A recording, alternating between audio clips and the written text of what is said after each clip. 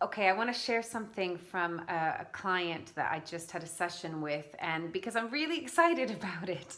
So, this is someone that I've worked with on and off for several years now. And when we began, they really didn't have any kind of concept of self love or self-confidence or self-belief, but really self-love was this, it can feel really abstract, and it can feel really hard to just jump to that, right? Because it's not something that we can attain and be like, oh right, self-love, yes, okay, I have that now. Self-love is a process, and it's an experience of showing up for ourselves in every moment. Not every moment, but you know what I mean, when we're going through a hard time and things are coming up for us, where we get to this place of acceptance and non-judgment, that no matter what we're thinking, feeling, experiencing, that it's okay. It's okay to be who we are. And in the process of that, we begin to love ourselves.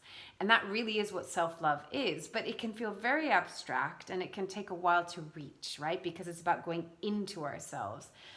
And what was so beautiful as they were sharing with me of like, oh, I think I understand now. I'm starting to see what self-love is. And so I asked the question, well, what is it for you? What does it mean for you, and how did you get there? And what was so beautifully articulated was, it's the space that I give to myself to get to know who I am. So creating this space. So I've done a video, I don't know, it was a few videos back, where I was talking about how we live in a society that loves to distract us.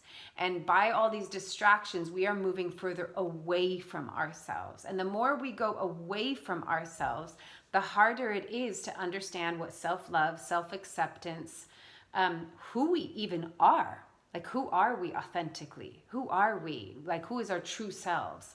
All of these distractions take us away from ourselves. And so what do we need to discover who we are and to accept ourselves and love ourselves? We need space and time. And so they were saying that by giving time to just like, she was saying she walked out of the house and was just going to like get out of the house for 5 minutes, and then had the intuition, the instinct to just keep on walking, just keep on going. And it turned into 2 hours. And in that time, it was the space and time to reflect, to feel into, to ultimately get to know herself. And I can say from my own journey of like, I spent a lot of time by myself in my 20s. When I was in my 20s, I spent a lot of time, and sometimes it felt lonely, but sometimes it felt really nourishing, because I look back and go, yeah, I was getting to know who I am.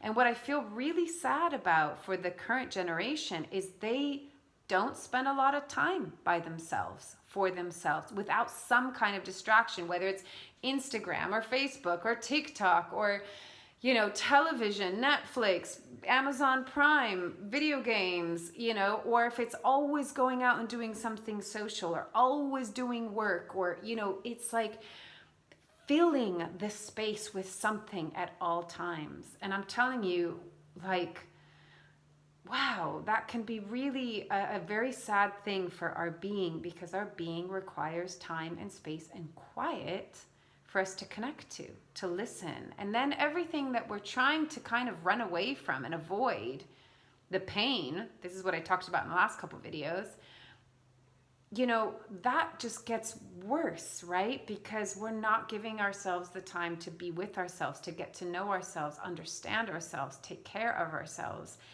And getting to know ourselves is going to be the liberation. It's going to be the thing that we're looking for. The comfort that we're seeking outside of ourselves through distraction actually will come far, like tenfold, by coming into ourselves and getting to know who we are.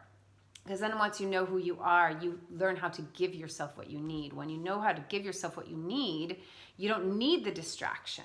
Then you can enjoy certain things. You can enjoy the television, if that's what you want. You can enjoy socializing with your friends, but it's not a dependency. I need it in order to feel okay, or else I'm going to have the anxiety of being lonely, right? Because I don't know who I am, because I don't give myself the time to get to know who I am. So do you see how it's all kind of interconnected? Everything is interconnected. But it just made me so excited to hear, like, what it's happening. Like she's understanding what self-love is, and that takes time. It takes time. And I think it's also really important to know that the work that we do on ourselves, the inner work and the process of it, sometimes it can feel like nothing is happening. And then you reach these moments where you go, oh, wow, actually a lot has happened. But sometimes it takes time to just for that to evolve and to manifest. And then those are the moments that it's really important to look back and go, look at how far I've come. Look at how far I've come. You know, I try to remind myself of that a lot. There's still loads of ways in which I can grow, you know, loads. Like that will be with me for the rest of my life because I'm interested in that. I want to continue to grow and evolve. But it's really important to look back at how far we've come and to recognize the work works. It's worth it. It's really worth it. So I just wanted to share that because I thought it was beautiful to be able to witness that and to see someone arrive at that point. It's lovely. It's beautiful. Anyway, thanks for listening. Loving you all from afar.